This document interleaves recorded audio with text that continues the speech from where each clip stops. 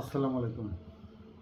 ভারতের পশ্চিমবঙ্গের নির্বাচনকে সামনে রেখে ভারত কিভাবে অত্যন্ত সুচতুরতার সাথে সংগোপনে বড় ধরনের একটি স্ট্যান্ডবাজি গেম তারা সাকসেসফুলভাবে আর্ন করে গেছে, ওভার করে গেছে। এটা একবারে প্রকাশ্যে একটি, সামনে এবং গোপনে পিছনে কিভাবে দুই ধরনের গেম তারা ওভার করে গেল, এটা নিয়ে আমি আজকে আলোচনা করব। ঠিক পশ্চিমবঙ্গের নির্বাচনের কিছুদিন আগে, 20-25 বা 1 বছর 1 মাস আগে, তারা বাংলাদেশে হঠাৎ করে এমন কৌশলে গুজব ধরিয়ে দিয়েছে এবং রটিয়ে দিয়েছে যে বাংলাদেশ বিমান বাহিনীর ভিতরে জঙ্গির বড় ধরনের একটি সংগঠন তৈরি হয়ে গেছে আছে, এবং সেইটা নিয়ে বাংলাদেশকে এমনভাবে বিশ্বাসযোগ্য অবস্থানে পৌঁছায় তাদেরই এজেন্ট, তাদেরই লোক। কিন্তু তারা ঠিক এই সময়টাতে এসে কেন ফোকাস করলো, ধরিয়ে দিল? অন্তত ডক্টর ইউনূসের সময় কিন্তু এটা করেনি। অর্থাৎ এমন একটি সময়, পশ্চিমবঙ্গ নির্বাচনের সময়, বাংলাদেশের জঙ্গি তকমা নূতন করে সামনে নিয়ে আসলো ভারত। এ দিয়ে তারা দুইটি ফল ভোগ করে গেছে। একটি হলো ভারতের পশ্চিমবঙ্গ ঘিরে ভারতের যে বর্ডার লাইন, সেই সব এলাকার বসবাসকারী পুরা বাংলা ভাষাভাষী হোক বা পশ্চিমবঙ্গের হিন্দু ধর্মের লোকজনকেই হোক বা রাষ্ট্রীয়ভাবে যে কোনোভাবেই হোক, তাদেরকে একটি ভয় ভীতি দেখিয়েছে যে বাংলাদেশে আবার জঙ্গি সংগঠনগুলো তৎপর হয়ে উঠছে এবং তারা হয়তো বর্ডারে বড় ধরনের হানা দিতে পারে, বর্ডার অস্থির করে তুলতে পারে, বর্ডারে তাদের তৎপরতা হয়তো মৃত্যুপুরীতে পরিণত করতে পারে এই জঙ্গি সংগঠনগুলো। অতএব সেখানে তারা তাদের পক্ষে জনমত টেনে নেওয়ার একটা পথ করে নিয়েছে। দ্বিতীয়ত, বাংলাদেশ সরকার বা গোয়েন্দা বিভাগ বা অন্য কোনো সংগঠন যেন নিজেদেরকে নিয়ে এমনভাবে ব্যস্ত থাকে যে তাদের নির্বাচনের অভ্যন্তরীণ কী ষড়যন্ত্র হচ্ছে, যেমন ভোটার তালিকা থেকে প্রচুর হিন্দু মুসলমানদেরকে বাদ দেওয়া হয়েছে, নির্বাচনে কিভাবে শেখ হাসিনা তো গুরুতর দেশে রয়ে গেছে, কিভাবে কারচুপি করে জিততে হয় সেই কলা কৌশলগুলো, নির্বাচন কমিশনের মাধ্যমে সেই একেবারে ভোট কেন্দ্রগুলো কিভাবে প্রয়োগ করা যায়, সেইগুলো বিষয় নিয়ে যেন এদিকের কোনো নজর ওপারে না যায়, এই ছিল প্রকাশ্যে একটা। দ্বিতীয়ত ছিল, তারা বলা শুরু করেছিল যে তাদের দেশের ভিসা প্রক্রিয়া সহজীকরণ হবে, সহজ হবে এবং দ্রুতই পূর্বের মতো চিকিৎসা নিতে বলেন বা যারা ব্যবসা বাণিজ্যের সাথে সংশ্লিষ্ট তারা সহসাই সচরাচর অবাধে পাসপোর্ট ভিসার মাধ্যমে যেতে পারবেন, আশ্বস্ত করছিল। শেষ পর্যন্ত তারা পাইপলাইনে ডিজেলও দিয়েছিল সরকারের সাথে, দিয়ে সরকারকেও একটি বন্ধুত্বপূর্ণ অবস্থান বোঝানোর চেষ্টা করছিল, মানসিকভাবে, পলিটিক্যালিভাবে বা রাষ্ট্রের সাথে রাষ্ট্রের সম্পর্কভাবে। কিন্তু পিছনে অন্তরালে এর চেয়ে বড় ভয়াবহ খেলায় মেতে আছে ভারত, এখনও আছে, তখনও ছিল। একমাত্র শেখ হাসিনাই ভারতে আছে, এইটা তারা বলে যে ভারতে শেখ হাসিনা আছে, কিন্তু তাকে নিয়ে কোন ধরনের স্ট্যান্ডবাজি করলো সরকারের সাথে? সরকার যখন বলল বা এখান থেকে বইটল রিফাইনারি আমলিগ রাজনীতিতে আসুক, হয়তোবা ভারতে যেটা চাচ্ছিল কিনা আমি জানি না, কিন্তু বাংলাদেশকে আশ্বস্ত করলো, তারা আরেকটি গুজব রটিয়ে দিল। তারা বলল হাসিনাকে বলা হয়েছে রিফাইনারি আমলিগ করতে হয় সম্মতি দিক, না হলে তাকে কাতার পাঠিয়ে দেবে।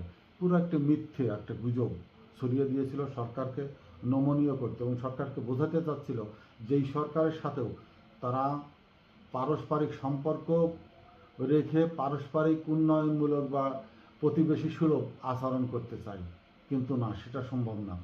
কারণ এর পিছনে কত ভয়াবহ রাজনীতি নিয়ে তারা কাজ করছে দেখেন। শেখ হাসিনার কথা বললেও আমলিগের বড় একটি অত্যন্ত শক্তিশালী মহল, কিছুদিন আগে আপনারা লক্ষ্য করেছেন গাজীপুরে সেই সাবেক মেয়র জাহাঙ্গীর শুভেন্দুকে ফুলের তোড়া দিয়ে অভিনন্দন সম্ভাষণ জানাচ্ছেন। তিনি তো মেয়র, মন্ত্রী, এমপি আর অনেক, এবং এর ছাড়াও জেলা পর্যায়ের অনেক নেতা নেত্রী ভারতে রয়ে গেছে। যখন ভারত থেকে তাদের পাসপোর্ট ভিসা বাতিল করে দেওয়া হয়ে গেছে, তারা কি ভারতে বৈধভাবে আছে না অবৈধভাবে আছে, কোন কোন আইনের আওতায় বা কি হিসাবে, অভিবাসন হিসাবে, তারা কি কি বলবো এটাকে, মানে দেশান্তরিত হিসাবে, বা আমাদের মতো সেটেলার হিসাবে, বা রোহিঙ্গাদের মতো এই ধরনেরই কোনো, 71 সালে যেমন মুক্তিযোদ্ধারাও দেশে গিয়েছিল, তারা আশ্রয় দিয়েছিল, এইভাবেই কোনো রাষ্ট্রের থেকে তাড়িত সন্ত্রাসী গোষ্ঠী হিসাবে তারা কোনভাবে রেখেছে বা কতজন আছে, এই তালিকা কিন্তু তারা কখনো প্রকাশও করেনি, বা বাংলাদেশের সাথে যে বিনিময় চুক্তি আছে সেটা নিয়েও তারা উদ্যোগ গ্রহণ করেনি ফিরিয়ে দেওয়ার ব্যাপারে বা যায়। তার মানে হলো পিছনে যে স্বৈরাচারী শাসকের যে তাদের মদতপুষ্ট একটি সরকার, তাদের তপ্লিবাহক, তাদের নির্দেশ মান্যকারী একটি সরকার এদেশে ছিল, সেই জায়গাতে ভারতের অভ্যন্তরীণ পররাষ্ট্র বা কূটনীতিক সম্পর্কটা সেখানেই তারা এখনও বহাল রেখেছে। বহাল তবিয়তেই তাদের সেই বাংলাদেশের স্বৈরা শাসকের একটি বড় বৃহত্তর শক্তিশালী জনগোষ্ঠীকে তারা তাদের প্রশ্রয় রেখে দিয়েছে। সেখানে কিন্তু তারা বিন্দুমাত্র ছাড় দেয়নি, বরঞ্চ সরকারকে চাপে রেখে তাদেরকে কিভাবে পুনঃপ্রতিষ্ঠা করা যায় সেই বয়ান কিন্তু শুভেন্দু নিজেও দিয়ে আসছে, যে শেখ হাসিনা আবার ঢাকা এয়ারপোর্টে আসবে, তাকে প্রধানমন্ত্রী হিসাবে স্যালুট দিয়াবে। এগুলো স্ট্যান্ডবাজি মার্কা কথাবার্তা, এগুলো রাজনীতিতে হয়, বলা বলি হয়ে থাকে। ভারত থেকেও বলছে, বাংলাদেশ থেকেও বলছে, আমাদের মতো ইউটিউবাররা বা কন্টেন্ট ক্রিয়েটাররা তারা বলছে, আমরাও বলছি। এগুলো হতে পারে, শুভেন্দু বলতে পারে, শুভেন্দু এরা এভাবেই এদের উত্থান। এরা মানুষের আবেগ সেন্সিটিভ, সে ধর্মীয় হোক, জাতীয়গত হোক, বর্ণবাদী হোক, ভাষাগত হোক, যে কোনো দুর্বল জায়গাকে এরা ব্যবহার করে রাজনীতিতে প্রতিষ্ঠিত হতে চায়। কিন্তু এরা যে কলঙ্কিত রাজনীতিবিদ এটা ভারতের মানুষও জানে, বাংলাদেশের মানুষও জানে। যাক, সেটা আমি বলছি না।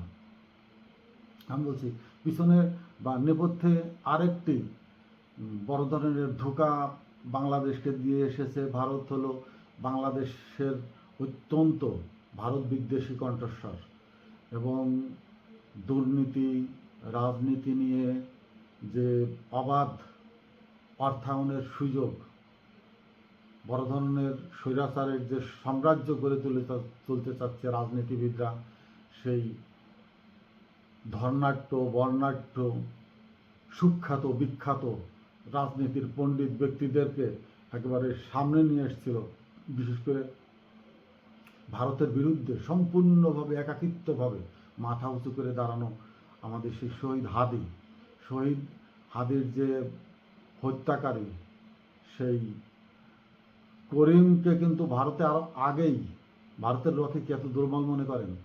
যেদিন ওপারে গেছে সেই দিনই তারা ভারতের আইন শৃঙ্খলা রক্ষাকারী বাহিনীর হাতেই নিরাপদে ছিলেন, ন্যস্ত ছিলেন, যেন তারা ওই দেশের সাধারণ মানুষের কাছে নিগৃহীত না হয় বা নিহত না হয়ে যায়।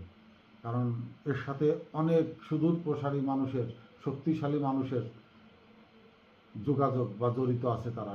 সেটা যেন প্রকাশ্যে কোনো সাংবাদিকের কাছে না বলে দেয়, সাধারণের জনরোষে পড়ে কোনো কথা যেন ফাঁস করে না দেয়, এই জন্য তারা তাদেরকে নিরাপদ সেফ জোনেই রেখেছিলেন। কিন্তু ইলেকশনের কিছুদিন আগে সেটা প্রকাশ করে দিলেন যে হ্যাঁ, তাদের হাতে আছে। কিন্তু বাংলাদেশের পররাষ্ট্র প্রতিমন্ত্রী শামা ওয়াজেদ ইসলাম কিন্তু তিনি একেবারে অফিসিয়ালি এদেরকে বাংলাদেশে চেয়েছিলেন ট্রান্সফার করতে, বলেছিলেন যে আমাদের দেশের হত্যাকাণ্ড আমাদের দেশে আসুক, আমরা বিচার করব। এক দেশের হত্যাকাণ্ড, এক দেশের ঘটনা ভারত কিভাবে রিমান্ডে নেয়? ভারতের কাঠগড়ায় তো, ভারতের তো তারা কোনো আসামি না, আসামি বাংলাদেশের। সেখানে ধরলে তারা প্রতিবেশী সুলভভাবে আমাদের সাথে যেটা আসামি বন্দি বিনিময় চুক্তি আছে সেইভাবে পাঠাবে, আমাদের দেশের পুলিশ রিমান্ড নেবে। আমাদের দেশের পুলিশি আইনে হত্যাকারীর যে ধারা আছে, বিচারিক পদ্ধতি আছে, সেখানে বিচার হবে। তারা রিমান্ড নিয়ে কি তাদের কাছ থেকে তথ্য পেল? এটা কি আসলেই কোনো সঠিক প্রক্রিয়ায় প্রকাশ করবার জন্য, নাকি হত্যাকারীদের নাম যেন তারা বলে না দেয়, জড়িতদের নাম যেন তারা প্রকাশ করে না দেয়, সেইটাকে তারা নিশ্চুপ রাখবার জন্য তাদেরকে থামিয়ে দেওয়া হলো যে যদি প্রকাশ করো বলে দাও, মৃত্যুর আশঙ্কা তাদের ভারতেই, বাংলাদেশে পাঠাবার আগেই। এইখানেও কিন্তু ভারত বড় ধরনের সরকারকে চাচ্ছিল যে ট্র্যাপে ফেলে তাদের অনুকম্পা পেতে বা তাদের প্রতি আনুগত্য করে রাখতে একটি দুর্বল পররাষ্ট্র নীতি বা দুর্বল সরকারের নীতি বা দুর্বল মানসিকতার একটি সরকার এদেশে থেকে যাক, যারা প্রতিনিয়ত তাদেরকে ভয় করবে, তাদের বিভিন্ন কার্যকলাপকে হাঁ হাঁ সমর্থন জুগিয়ে যাবে, এবং তারা কোনটা সন্তুষ্ট বোধ করবে, কোনটা অস্বস্তি বোধ করবে, সেটা তারা মেনে চলবে। তাদের অস্বস্তি বোধের জায়গাটা থেকে বাংলাদেশের কার্যক্রম স্থগিত রাখবে, বন্ধ রাখবে, বা সেটা করবে না, করতে চাইবে না, করতে দেবে না জনগণকেও। এই ধরনের একটি সরকার তারা চাচ্ছিল। কিন্তু জনরোষ এতটা ভয়াবহ পর্যায়ে পৌঁছে আছে যে বর্তমান সরকার সেটা পূর্ণ মাত্রায় অনুধাবন করতে পেরেছে, এবং জনগণ পুরা 16 থেকে 18 কোটি মানুষের যে সমন্বয়ক শক্তি, সেটা যে একটি অপরাজেয় শক্তি, এটা বর্তমান সরকার মিনিমাম হলেও বুঝতে পেরেছে, যার জন্য জনগণের সমর্থনে সরকার একটি শক্তিশালী অবস্থান নিয়েছে বা নিচ্ছে। শেষ মুহূর্তে চলে আসি। আজ পাকিস্তানের প্রতিরক্ষা বিষয়ক সচিব বাংলাদেশে এসেছেন, এবং তার সাথে সম্ভবত প্রতিরক্ষা বিষয়ে বাংলাদেশের সচিব পর্যায়ে একটি চুক্তি হয়েছে বলে পর্যন্ত জানা গেছে। তার আগে গত সপ্তাহে কিন্তু পররাষ্ট্রমন্ত্রী খলিলুর রহমান চীনে গিয়ে তিস্তা বাঁধের বিকল্প প্রকল্পের জন্য আর্থিক এবং প্রকৌশলী সহযোগিতা চেয়ে আসছে। পাকিস্তান অনেক আগেই এটা দেওয়ার জন্য তারা প্রস্তুত আছে, এবং তারা সেটা এগ্রিমেন্টের জন্য অফিসিয়ালি দলিল দস্তাবেজও হয়তো অনেকটাই এগিয়ে আছে। এখন পাকিস্তান এমন একটি সময়ে বাংলাদেশে এসে তাদের বাংলাদেশের যে অবাধ বিচরণ, বাংলাদেশের সাথে যে নিবিড় বন্ধুত্বমূলক এবং পারস্পরিক ভ্রাতৃত্বসুলভ শক্তিশালী একটি রাজনৈতিক সম্পর্ক প্রতিষ্ঠিত করতে চাচ্ছে, সে মুহূর্তটা কখন? বিন্দু খুব ছোটোভাবে যদি আপনি মাথায় নেন, সুয়েজ হরমুজ প্রণালীর সম্মুখ ভাগ থেকে আমেরিকা ইরানের যে জাহাজগুলো আটক করেছিল, সেই জাহাজগুলো সরাসরি ইরানকে দেয়নি আমেরিকা, না দিয়ে সেই জাহাজগুলো পাকিস্তানের হাতে তুলে দিয়েছে। পাকিস্তানের মাধ্যমে জাহাজগুলো ইরানকে হস্তান্তর করার প্রক্রিয়া তৈরি করা হয়েছে। বুঝতে হবে আমেরিকা পাকিস্তানকে কোন লেভেলে গুনছে, কোন লেভেলে তাদেরকে দক্ষিণ এশিয়ায় তৈরি করছে, প্রস্তুত করছে। সেই পাকিস্তানের পররাষ্ট্র সচিব বাংলাদেশ আসছে কখন? ওই যে ভারতের বংশোদ্ভূত গ্যাবিটসনরা আমেরিকার প্রতিরক্ষা বিষয়ক উপদেষ্টা ট্রাম্পের, সেই ট্রাম্পের গুরু ক্রিস্টেনসেন বাংলাদেশে উপস্থিত, বাংলাদেশের রাষ্ট্রদূত হয়ে চেয়ারে বসে ঠ্যাঙের উপরে ঠ্যাং দিয়ে কলকে টানছেন, তিনি চুরুট টানছেন। তার দাদাগিরি তিনি এখানে প্রতিষ্ঠিত করে, তার ইঙ্গিতে আপনার কি মনে হয় যে বাংলাদেশ রাশিয়া থেকে ডিজেল আনবার জন্য আমেরিকার অনুমোদন লেগেছিল? তা আপনাদের কি মনে হচ্ছে যে পাকিস্তানের পররাষ্ট্র বিষয়ক প্রতিরক্ষা বিষয়ক সচিব যখন বাংলাদেশে আসছে, এর পিছনে আমেরিকার অনুমোদন লাগেনি? আমেরিকার ইঙ্গিত, আমেরিকার স্নেহতান্ত্রিক সাপোর্ট প্রয়োজন হয়নি? এই জায়গাটায় রাজনীতির মূল খেলাটা হচ্ছে এখানে। ভারত যতই পাশে বসে গর্জাক, শুভেন্দু যতই গর্জন তর্জন করুক না কেন, বাংলাদেশের আমেরিকান রাষ্ট্রদূত ভবনে একজন দাদা বসে দাদাগিরি দেখাচ্ছেন। তিনি এই দক্ষিণ এশিয়ায় কোথায় কি হবে, কোন দেশের সাথে কার কোন ধরনের চুক্তি হবে, সেটা তারা বসে অঙ্ক কষছে। রাতে দিনে তারা স্কেচিং করছে, তারা ডায়লগ করছে, তারা টেবিল ওয়ার্ক করছে, তারা সব ধরনের যুদ্ধের ম্যাপে বসেও অঙ্কন করছে। কোথায় যুদ্ধ বিমান, যুদ্ধ ঘাঁটি, এয়ারপোর্ট, বাংলাদেশের কোন কোন জায়গায় এয়ারপোর্টের দরকার, সেগুলোকে ভারত যতই অস্বস্তি বোধ করুক, গায়ে জ্বালা বোধ করুক, চুলকানি বোধ করুক, ওই সব জায়গায় এয়ারপোর্ট হবে। বঙ্গোপসাগরের কোন জায়গায় কার প্রয়োজন হবে সেটা ব্যবহার হবে। সেই দাদাগিরি দেখাচ্ছে আমেরিকার রাষ্ট্রদূত ভবনে বসে ক্রিস্টেনসেন। বুঝতে হবে রাজনীতি। ঠিক অনেকেই একটু ধারণা যে এখানে পাকিস্তানের সাথে যদি বাংলাদেশের সুসম্পর্ক গড়ে ওঠে এবং তাতে যদি আমেরিকার সম্মতি থাকে, তাহলে আমেরিকার চিরশত্রু চীন বাংলাদেশে ঢুকুক, এটা কি চাইবে? এখানে বোঝার জিনিস আছে। এটা পদ দুইটা। প্রতিরক্ষা বিষয়ক সম্পর্ক একটা, যেখানে যুদ্ধ, সমরবিদ, অস্ত্র, গোলাবারুদ, যুদ্ধের মাঠ তৈরি হয়, সেই সম্পর্কটা একটা। আমেরিকা পাকিস্তান হয়ে যদি বাংলাদেশ করে সেটা।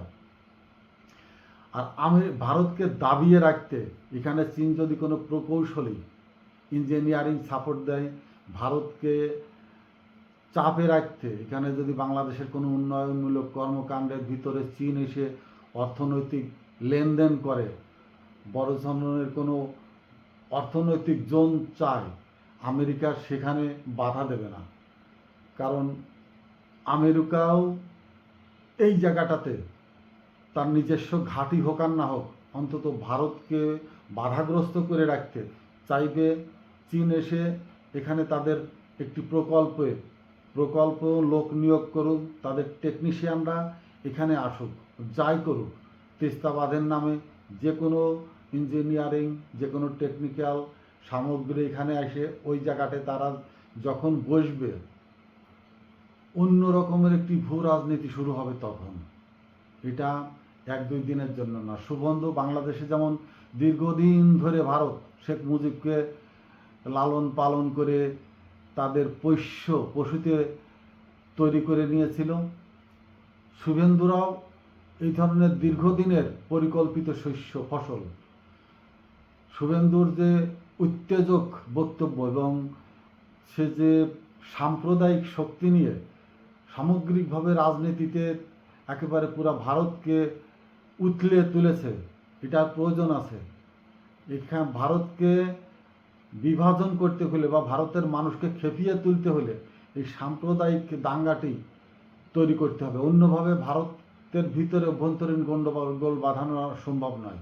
কারণ কেন্দ্রীয় সরকার খুব শক্তভাবে রাজ্যগুলোকে শাসন করে, কেন্দ্রীয় বাহিনীগুলো অত্যন্ত দক্ষতার সাথে রাজ্যগুলোকে কন্ট্রোল করে। এর ভিতরে অভ্যন্তরীণ কোণ্ডল বাঁধানোর জন্য একটি মাত্রই পথ খোলা আছে, সেটা হলো সাম্প্রদায়িকতা। আর সেই সাম্প্রদায়িকতার জন্য মোদি রাশিয়াকে কে ভেঙে রেখে গিয়েছিল মনে আছে? আমার নামটা মনে পড়ছে না, কিন্তু রাশিয়ারও তাকে আমেরিকার দালাল বলা হতো সেই সময়। হয়তো পরে কখনো যদি মনে পড়ে আমি বলবো। রাশিয়াকে সেই গর্বাচেপ, সম্ভবত গর্বাচেপ, তাকে আমেরিকার দালাল বলা হতো। কারণ তাকে আমেরিকা দীর্ঘদিন ধরে পুষে এত বড় নেতা তৈরি করে রাশিয়ার রাষ্ট্রপতি বানানোর পরে রাশিয়াকে ভেঙে দিয়ে যায়, ছোট করে দিয়ে যায়। তো এদের পিছনে অনেক ধরনের পরিকল্পনা আছে। একটা রাষ্ট্রের একজন নেতা তার দর্শন তৈরি করতে তাকে ব্যবহার করে রাষ্ট্রকে বিচ্ছিন্নতাবাদের ভিতরে ফেলে ভেঙে টুকরো টুকরো করে ফেলার পিছনে এই ধরনের এই ফৌজিকালী নেতারই প্রয়োজন, যারা ধীর স্থির গম্ভীর, ইতিহাস বোঝে, দর্শন বোঝে এবং যারা জ্ঞানলুব্ধ ব্যক্তি, তাদেরকে ব্যবহার করা যায় না। কিন্তু ওই যে আপনিও লক্ষ্য করে দেখবেন, আপনি যদি কাউকে গালিগালাজ লাগাতে চান, কিছু কিছু লোক আপনার এলাকায়ও আছে, 5 টাকার এক কাপ চা, 10 টাকার একটা সিগারেট খাওয়াবেন, খাওয়াইয়ে বসে একটু বুঝাবেন যে ও তো আমার সাথে এই ধরনের ব্যবহার করতেছে, একটু গালাগালি করার দরকার। তাই নাকি? আপনি বসেন, ওকে বসাই রেখে ও তখনই যাইয়ে পাশে যাই ইনডাইরেক্টলি গালিগালাজ করে রেখে চলে আসবে। তো এ রাজনীতিতে এই ধরনের অনেক নেতা আছে, হঞ্জিকালি যে কোনোভাবেই হোক কিছু পয়সা করি আছে, পয়সার মালিক আছে, এই ধরনের উত্তেজকমূলক কথা বলে মানুষকে হাতে তালির খোরাক জন্মায়, মানুষকে জাগিয়ে তোলে। কিন্তু সেই জাগিয়ে তোলা যে কাদের বিরুদ্ধে, কাদের বিপক্ষে, রাষ্ট্রের বিরুদ্ধে যাচ্ছে কিনা, নিজের সামাজিক পরিবেশের বিরুদ্ধে যাচ্ছে কিনা, সেই দিকে তাদের হেদায়েত জ্ঞান থাকে না। তো এখানে দীর্ঘস্থায়ী পরিকল্পনার একটি খেলা হচ্ছে, যেটা আমি বলতে চাচ্ছিলাম। ভারত নিজের ফাঁদে পা দিয়েছে। পশ্চিমবঙ্গের রাজনীতি সেইভাবেই, সেই আঙ্গিকেই শুভেন্দু ক্ষমতায় আসছে এবং আজকে শুভেন্দু শপথ গ্রহণ করেছেন। অচিরেই যদি শুভেন্দু তার জায়গায় থাকে, বড় ধরনের একটি রাজনৈতিক ভূ রাজনীতি শুরু হয়ে গেছে। এমন সময় শুভেন্দু শপথ নিচ্ছে, বাংলাদেশে আসছে পাকিস্তানের প্রতিরক্ষা সচিব।